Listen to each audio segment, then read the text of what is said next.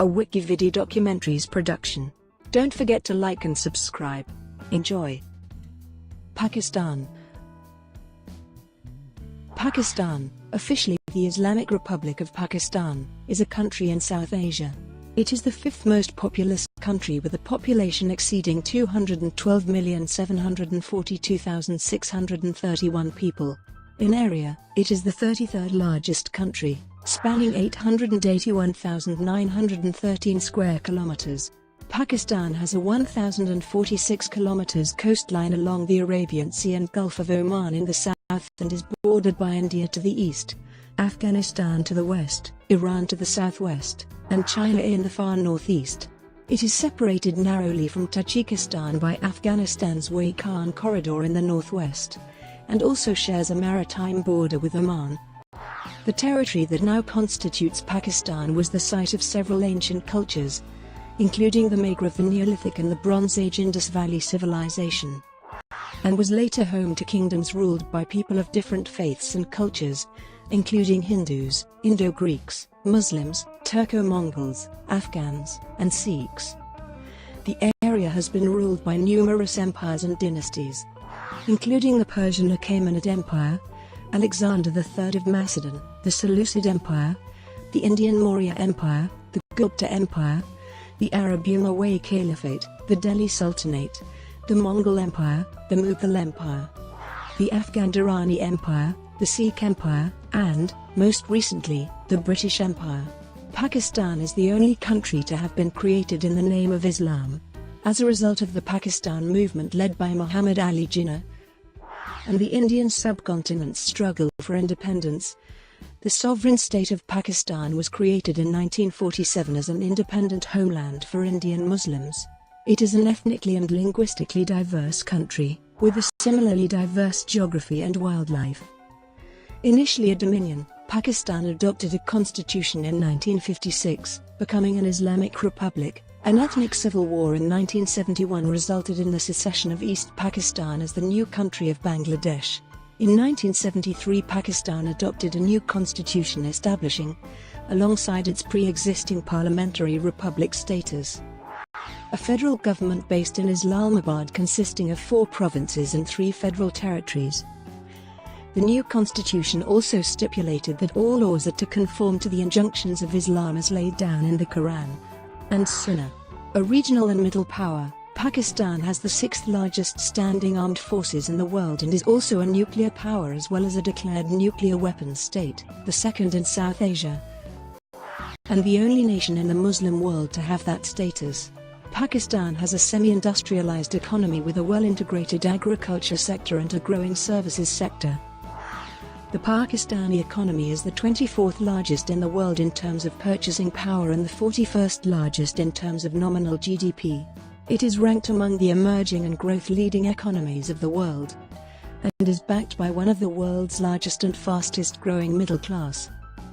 Pakistan's political history since independence has been characterized by periods of military rule, political instability, and conflicts with India. The country continues to face challenging problems, including overpopulation, terrorism, poverty, illiteracy, and corruption. Pakistan is a member of the United Nations, the Shanghai Cooperation Organization, the Non-Aligned Movement, the Organization of Islamic Cooperation, the Commonwealth of Nations, the Economic Cooperation Organization, the South Asian Association for Regional Cooperation, the Developing 8, and the G20 Developing Nations, Group of 24, Group of 77, and ECOSOC. It is also an associate member of CERN. Pakistan is a signatory to the Kyoto Protocol, the Paris Agreement, and the International Covenant on Civil and Political Rights. Etymology. The name Pakistan literally means, land of the pure, in Urdu and Persian. It alludes to the word Pak meaning pure in Persian and Pashto. The suffix is a Persian word meaning the place of, and also recalls the synonymous Sanskrit word sthana. The name of the country was coined in 1933 as Pakistan by Chaudhry Rahmat Ali, a Pakistan movement activist, who published it in his pamphlet Now or Never, using it as an acronym referring to the names of the 5 northern regions of British India. Punjab, Afghania, Kashmir, Sindh, and Baluchistan. The letter I was incorporated to ease pronunciation. Early and Medieval Age. Some of the earliest ancient human civilizations in South Asia originated from areas encompassing present-day Pakistan. The earliest known inhabitants in the region were Sogdian during the Lower Paleolithic, of whom stone tools have been found in the Swan Valley of Punjab. The Indus region, which covers most of present-day Pakistan, was the site of several successive ancient cultures including the Neolithic Mehrgarh and the Bronze Age Indus Valley civilization at Harappa and Mohenjo-Daro. The Vedic period was characterized by an Indo-Aryan culture. During this period the Vedas, the oldest scriptures associated with Hinduism, were composed, and this culture later became well established in the region. Multan was an important Hindu pilgrimage center. The Vedic civilization flourished in the ancient Gandharan city of Taxila, now Taxila in the Punjab, which was founded around 1000 BCE. Successive ancient empires and kingdoms ruled the region. The Persian Achaemenid Empire, Alexander the Great's empire in 326 BCE, and the Maurya Empire, founded by Chandragupta Maurya and extended by Ashoka the Great, until 185 BCE. The Indo-Greek kingdom founded by Demetrius of Bactria included Gandhara and Punjab and reached its greatest extent under Menander, prospering the Greco-Buddhist culture in the region. Taxila had one of the earliest universities and centers of higher education in the world, which was established during the late Vedic period in 6th century BCE. The school consisted of several monasteries without large dormitories or lecture halls where the religious instruction was provided on an individualistic basis. The ancient university was documented by the invading forces of Alexander the Great, the like of which had not been seen in Greece, and was also recorded by Chinese pilgrims in the 4th or 5th century CE. At its zenith, the Rai dynasty of Sindh ruled this region and the surrounding territories.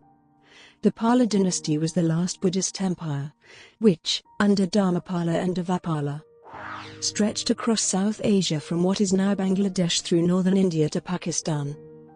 The Arab conqueror Muhammad bin Qasim conquered Sindh in 711 CE. The Pakistan government's official chronology claims this as the time when the foundation of Pakistan was laid. But the concept of Pakistan came in 19th century. The early medieval period witnessed the spread of Islam in the region. During this period, Sufi missionaries played a pivotal role in converting a majority of the regional Buddhist and Hindu population to Islam. These developments set the stage for the rule of several successive Muslim empires in the region, including the Ghaznavid Empire, the Grid Kingdom, and the Delhi Sultanate. The Lodi dynasty, the last of the Delhi Sultanate, was replaced by the Mughal Empire. The Mughals introduced Persian literature and high culture, establishing the roots of Indo-Persian culture in the region. From the region of modern-day Pakistan, key cities during the Mughal rule were Lahore and Thatta, both of which were chosen as the site of impressive Mughal buildings. In the early 16th century, the region remained under the Mughal Empire ruled by Muslim emperors. By the early 18th century, increasing European influence contributed to the slow disintegration of the Mughal Empire as the lines between commercial and political dominance became increasingly blurred. During this time, the English East India Company had established coastal outposts. Control over the seas, greater resources, technology, and British military protection led the company to increasingly flex its military muscle, allowing the company to gain control over the subcontinent by 1765 and sideline European competitors.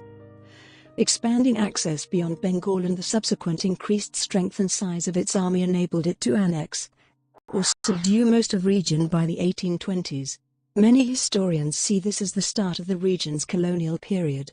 By this time, with its economic power severely curtailed by the British Parliament, and itself effectively made an arm of British administration, the company began more deliberately to enter non-economic arenas such as education, social reform, and culture. Such reforms included the enforcement of the English Education Act in 1835 and the introduction of the Indian Civil Service. Traditional madrasas, primary institutions of higher learning for Muslims in the subcontinent, were no longer supported by the English crown, and nearly all of the madrasas lost their financial endowment. Colonial period.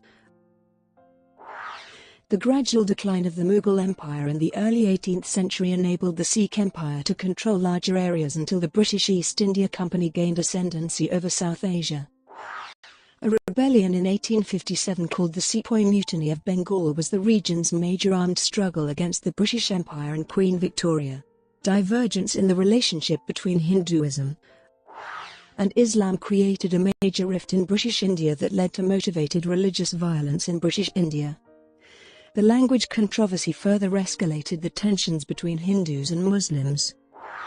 The Hindu Renaissance witnessed an awakening of intellectualism in traditional Hinduism and saw the emergence of more assertive influence in the social and political spheres in British India. An intellectual movement to counter the Hindu Renaissance was led by Sir Syed Ahmad Khan, who helped found the All India Muslim League in 1901 and envisioned, as well as advocated for, the two-nation theory.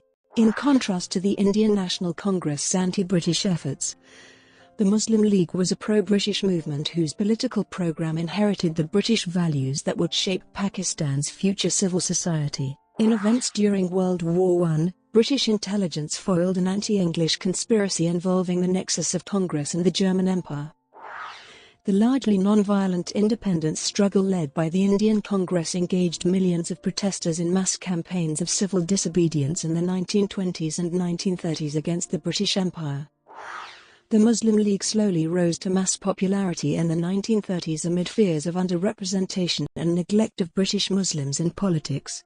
In his presidential address of 29 December 1930, Allama Iqbal called for the amalgamation of northwest Muslim-majority Indian states, consisting of Punjab, Northwest Frontier Province, Sindh, and Baluchistan. The perceived neglect of Muslim interests by Congress-led British provincial governments during the period of 1937–39 convinced Muhammad Ali Jinnah, the founder of Pakistan, to espouse the two-nation theory, and led the Muslim League to adopt the Lahore Resolution of 1940 presented by Shah Bangla A.K. Fazlul Haq, popularly known as the Pakistan Resolution. In World War II, Jinnah and British-educated founding fathers in the Muslim League supported the United Kingdom's war efforts, countering opposition against it whilst working towards Sir Syed's vision. Pakistan movement. The 1946 elections resulted in the Muslim League winning 90% of the seats reserved for Muslims. Thus, the 1946 election was effectively a plebiscite in which the Indian Muslims were to vote on the creation of Pakistan, a plebiscite won by the Muslim League. This victory was assisted by the support given to the Muslim League by the support of the landowners of Sindh and Punjab.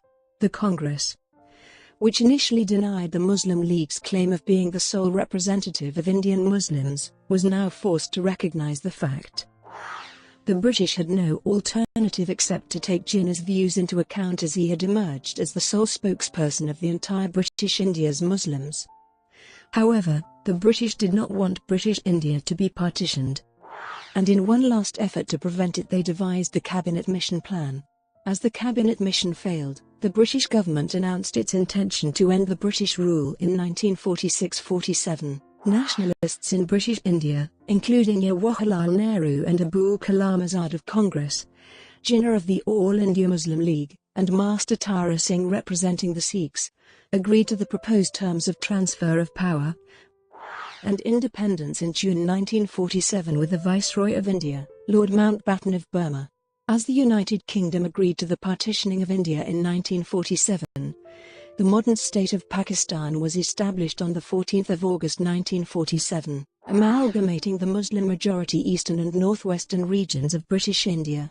It comprised the provinces of Balochistan, East Bengal, the Northwest Frontier Province, West Punjab, and Sindh. In the riots that accompanied the partition in Punjab province, it is believed that between 200,000 and 2 million people were killed in what some have described as a retributive genocide between the religions, while 50,000 Muslim women were abducted and raped by Hindu and Sikh men, and 33,000 Hindu and Sikh women also experienced the same fate at the hands of Muslims. Around 6.5 million Muslims moved from India to West Pakistan and 4.7 million Hindus and Sikhs moved from West Pakistan to India. It was the largest mass migration in human history. Dispute over Jammu and Kashmir led to the First Kashmir War in 1948. Independence and modern Pakistan.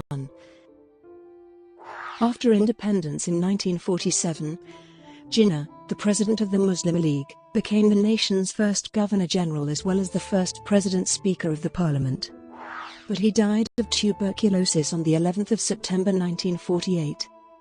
Meanwhile, Pakistan's founding fathers agreed to appoint Liaquat Ali Khan, the Secretary-General of the party, the nation's first Prime Minister, with dominion status in the Commonwealth of Nations. Independent Pakistan had two British monarchs before it became a republic. The creation of Pakistan was never fully accepted by many British leaders, among them Lord Mountbatten. Mountbatten clearly expressed his lack of support and faith in the Muslim League's idea of Pakistan. Jinnah refused Mountbatten's offer to serve as Governor-General of Pakistan. When Mountbatten was asked by Collins and Lapierre if he would have sabotaged Pakistan had he known that Jinnah was dying of tuberculosis, he replied most probably.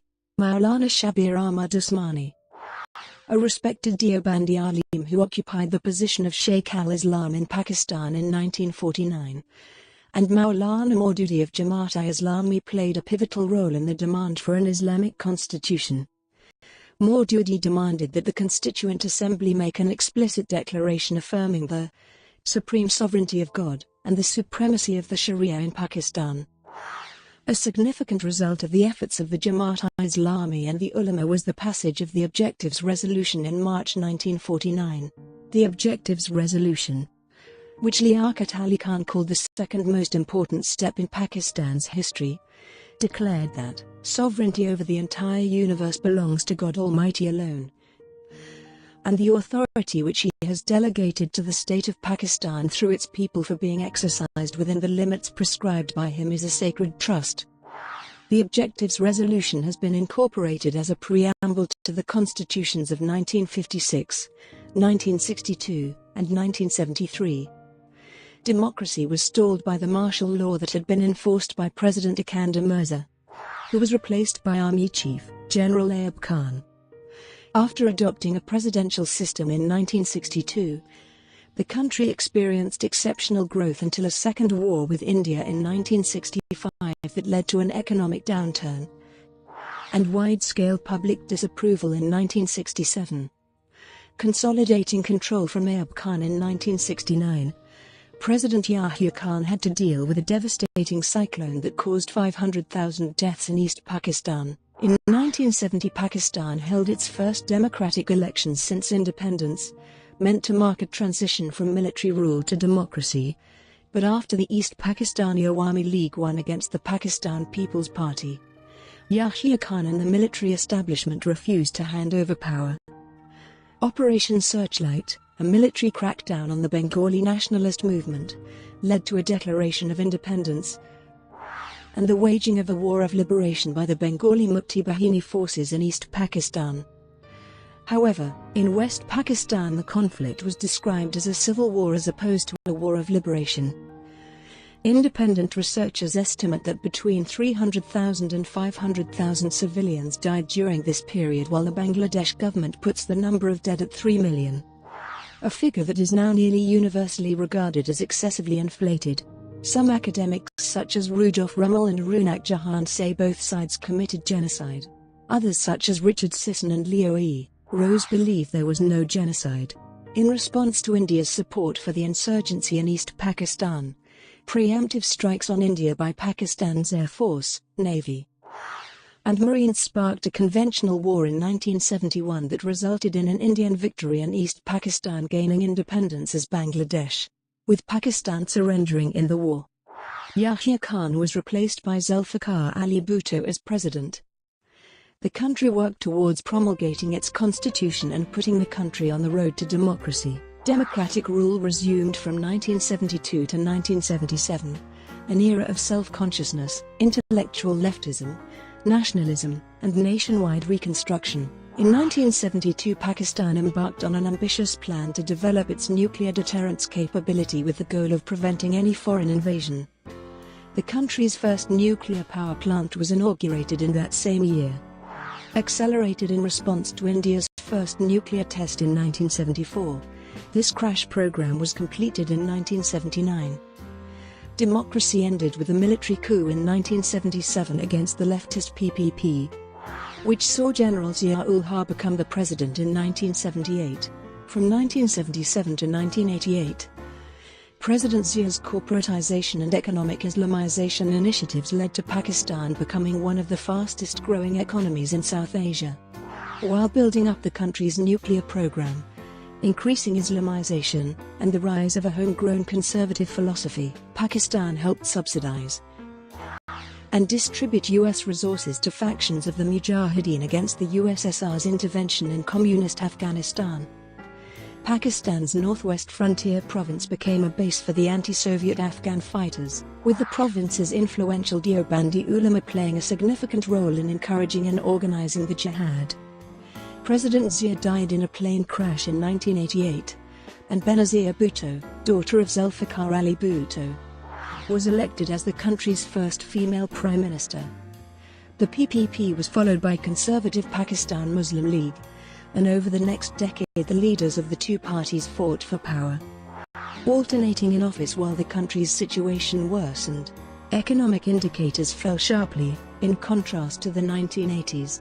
This period is marked by prolonged stagflation, instability, corruption, nationalism, geopolitical rivalry with India, and the clash of left-wing right-wing ideologies. As PML secured a supermajority in elections in 1997, Sharif authorized nuclear testings, as a retaliation to the second nuclear tests ordered by India, led by Prime Minister Atal Bihari Vajpayee in May 1998. Military tension between the two countries in the Kargil district led to the Kargil War of 1999. And turmoil in civic-military relations allowed General Pervez Musharraf to take over through a bloodless coup d'état. Musharraf governed Pakistan as chief executive from 1999 to 2001, and as president from 2001 to 2008, a period of enlightenment, social liberalism, extensive economic reforms, and direct involvement in the US-led war on terrorism. When the National Assembly historically completed its first full 5-year term on 15 November 2007, the new elections were called by the Election Commission. After the assassination of Benazir Bhutto in 2007, the PPP secured the most votes in the elections of 2008, appointing party member Yousaf Raza Gilani as Prime Minister. Threatened with impeachment, President Musharraf resigned on 18 August 2008. And was succeeded by Asif Ali Zardari. Clashes with the judicature prompted Gilani's disqualification from the parliament and as the prime minister in June 2012.